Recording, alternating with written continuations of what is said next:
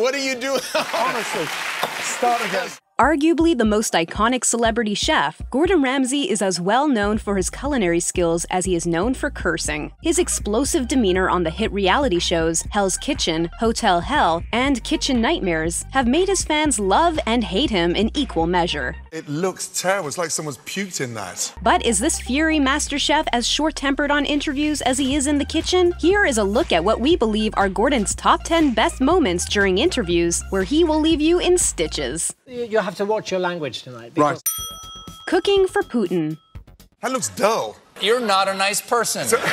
When Stephen Colbert hosted Gordon Ramsay on The Late Show in 2018, the two had a lot to talk about. Among the questions, Stephen asked Gordon about the time he cooked for Putin and the pressure that he felt having to cook for the Russian president. Gordon then went ahead to say that he not only cooked for Putin, but that he also cooked for Tony Blair. Coincidentally, Tony Blair had just flown into the States that same morning of this interview, just behind Gordon. According to Chef Ramsay, the only thing that was going through his head as he was cooking for the two leaders was, "Don't overcook the sea bass, don't overcook the sea bass. Make sure the seasoning's on point." Gordon admitted that the whole experience was quite nerve-wracking, but that it was instrumental to his success. And in the end, Putin loved the food that the chef whipped up for lunch. Gordon also added that the Russian president is a tough cookie to please. Gordon Ramsay on the naughty step. When you realise what you've done, then we'll finish the interview. Damn. You're bad today. During this interview on The Tonight Show with Jimmy Fallon, Jimmy started by congratulating Gordon Ramsay on the 7th season of MasterChef. As Gordon started the conversation, he kicked it off by wondering why firefighters seem to have so much time on their hands. From his experience, they were either always cooking or working out. Bloody good cooks. Yeah. Happy with the bloody? What the bloody hell was that all about? Love bloody, absolutely. I'd so much rather bloody than anything else. Jimmy went ahead and mentioned, on a lighter note, something about restraining Gordon's speech as he swears a lot. And immediately after, the swear words started flowing out of Gordon's mouth. It's hard. No. The master chef couldn't seem to control his swearing, so Jimmy sent Gordon on what he called the naughty step. Go sit on the naughty step. Go sit on the naughty step. As Gordon Ramsay limped on his wounded leg with a torn Achilles, Jimmy came around and held his hand as he helped him sit on the naughty step. Jimmy's reaction to whatever Gordon said was epic and made this one of the best interviews featuring the master chef. The best moment was when the two talked about Gordon's favorite cocktail, which is a staple at Gordon's club in Atlantic City. And the name of the cocktail is... Wake up your donkey. Wake up your donkey. That's the name of the drink. I love it. I love that. Although even Jimmy admitted that he always thought Gordon was mean, the interview clearly showed that Gordon is a pretty cool guy to be around. He's not such a bad guy. He's acting like a nice guy, Sam. The Swear Master. When you come out, I get that energy, and I got the accent as well. On the second interview with Jimmy Fallon, Gordon Ramsay started by telling Jimmy how he felt the last time he was on the show when the host put him on the naughty step. Last time you sat me down there, which was so unfair, because you bring the worst out of me. As the two proceeded with their conversation, Jimmy turned things around with a funny proposition. We have Oh no, yeah. come on. We have a swear jar. Gordon couldn't believe his eyes as Jimmy pulled the surprise restraint measure from under his table. I'm lost for words. It's okay, sorry, okay, stop. The interview is one of the funniest, as every time the chef swore, he had to part with $1. Give me money, give me money, give me money, give me money. All of which would go to a charity of Jimmy's choice. And boy, did those swears add up to a pretty $1. I'm sorry they took all your money. As they talked about the injury Gordon had on the previous interview, it came out that Gordon has very large feet. My feet are size 15, That honestly. is not true. The two ended up placing their feet on top of Jimmy's table to compare shoe sizes, as Jimmy couldn't believe how big Gordon's feet actually are. Maybe this guy knows where we are. He looks smart. He's got 5 heads. Gordon and the Chatty Man. Do I look like that delicate, insecure individual? No, that... I was just Come on. asking. I mean, my No. new show, Alan's Carvery. When Gordon appeared on The Chatty Man with Alan Carr, it was more like a sitcom than an interview. For starters, Alan Carr kicked it off with serving Gordon a glass of wine and asking an expected question. Now, what are you like with when you've had a few drinks? Nightmare. You don't get more sweary, do you? Gordon's reply was nothing close to what you would expect in that regard, and was a pleasantly sweet surprise instead. No, I get more fruity than violent. Oh. But his subsequent comment as Alan poured him a drink was not as rosy. That looks like piss. Wow. Wow, wow! When Alan asked about Gordon's busy schedule, the way he asked it cracked up Gordon so much that he could not hold the drink in his mouth. You're so busy in America. For those looking to take a vacation, this interview is one of those filled with boatloads of advice for hotel bookings, especially for couples. Gordon went as far as giving reasons for cautioning people against taking upgraded rooms. I do this like sort of black light search, and I put it on the ceiling. It was like a sea of galaxy. This came up as he talked about his shows, where he helps hotels get back on track with their decor and overall service. Gordon also talked about America and how Americans view Brits. They love the Britishness, but they don't like the sort of front of being that blunt. As well as how he got a weird request from an American in return for $25,000 that would go to charity. 25 grand to shout and call him a donkey. I mean, what a A request he turned down, given how absurd it was. Does that sound good to you? No, not really, no. Gordon Ramsay and vegetarians. What do you think of picky eaters? A pain in the ass. The first light caution Gordon Ramsay got on his appearances on the Scandinavian talk show, Skavlan, was to dial down on his swearing as there was a priest on the panel. Not to be outdone, Gordon went ahead to confirm with the priest on his stand on swearing. No, but I'm sure you've had a naughty word somewhere slip out. Oh, never, ever, never, no. When the host asked about his 27 restaurants, Gordon replied with this slight joke. 27 restaurants? Yes. Yes, one for each day of the month. On the question of his ability to be hands-on with all his restaurants, this is what he had to say. I may look somewhat fierce and somewhat scary, but I am a bloody good teacher. Show me the perfect teacher. With numerous Michelin stars under his belt, Gordon Ramsay admitted that losing one has always taken him on an emotional roller coaster. I started crying when I lost my stars. And his comparison to losing a star was epic. You know, it's like losing a girlfriend. You want her back. For the guy who would make the chef lose one of his stars, this is what awaits you. I would take you to the most amazing fjord in Norway and drown you.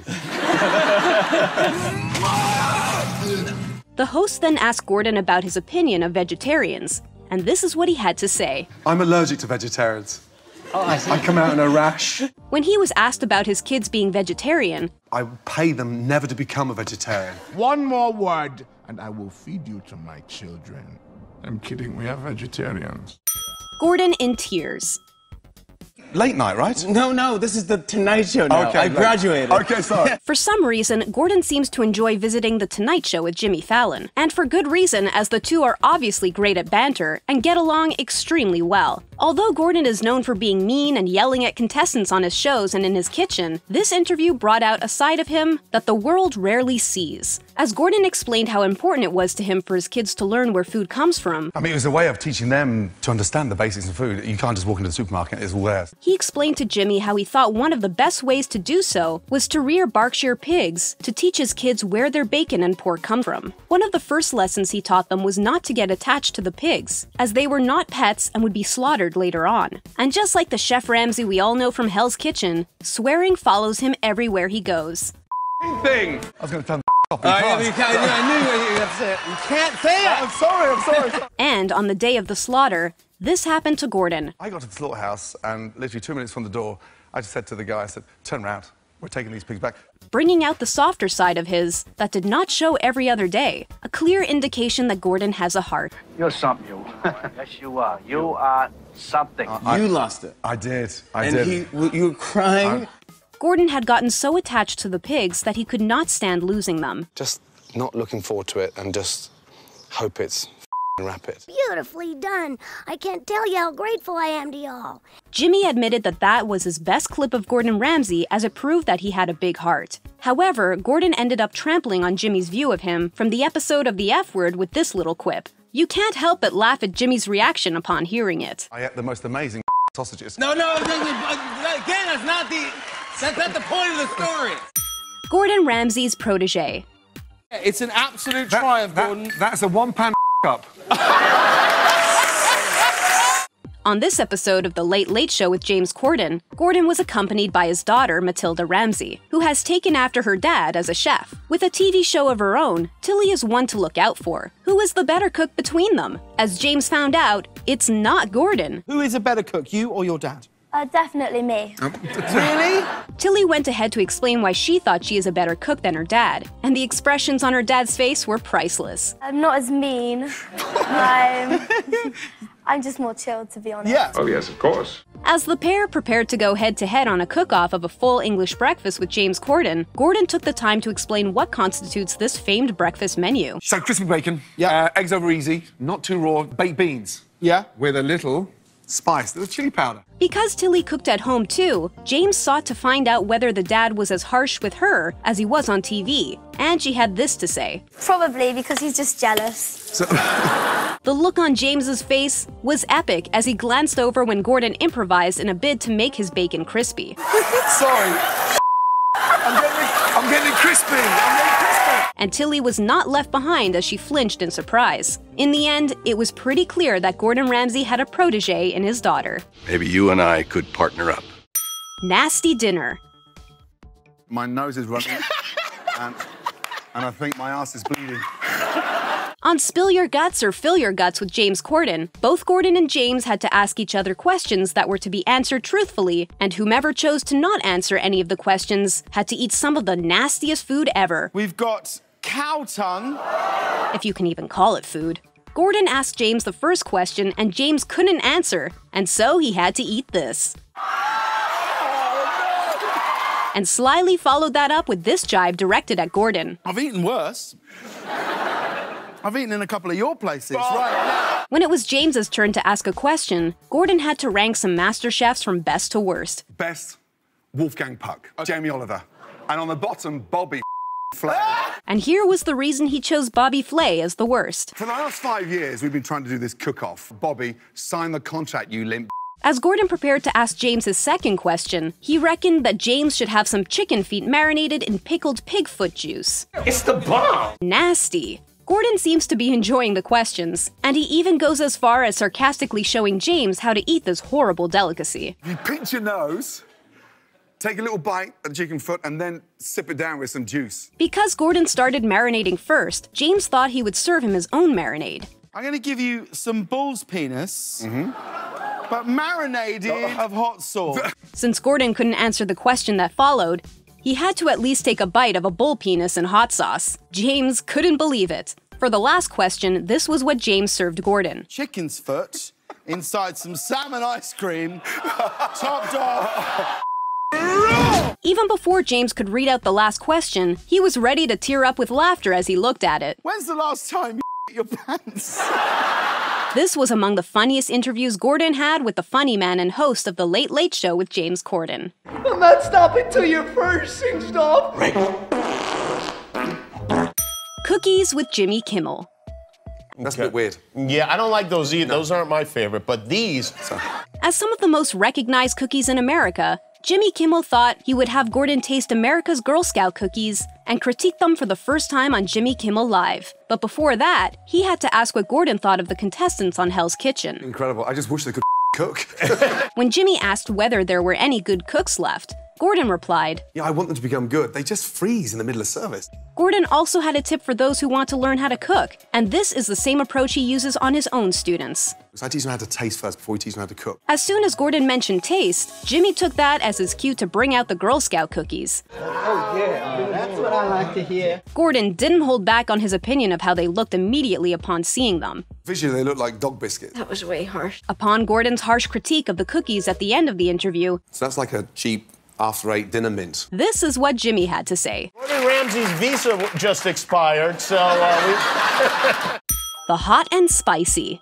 In fact, this program's not normal. Have you ever killed anybody? This was one of the best Gordon Ramsay interviews when he appeared on First We Feast's YouTube channel on the popular series Hot Ones. As the host, Sean Evans, finished the introduction telling Gordon how they had been bombarded by fans to have him on the show, this particular show was also one of the most unique. As the interview progresses, both Gordon and the host have to eat spicy wings, and each wing would be spicier than the last. The two talked about Gordon's shows, with the best moments being when he talked about the worst things he saw in Kitchen Nightmares. Little high, little low. Little hey, little ho. He also had advice for restaurateurs and how to tell if your business is on the right track. However, the best moments come about as Gordon bites into the hotter wings later on in the interview.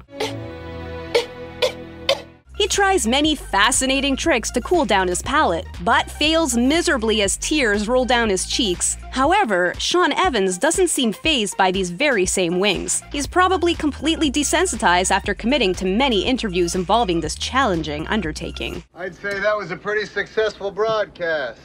Tap that screen to check out more of our great videos. Checking us out for the first time? Then go ahead and hit that subscribe button and ring that bell to join our notification squad.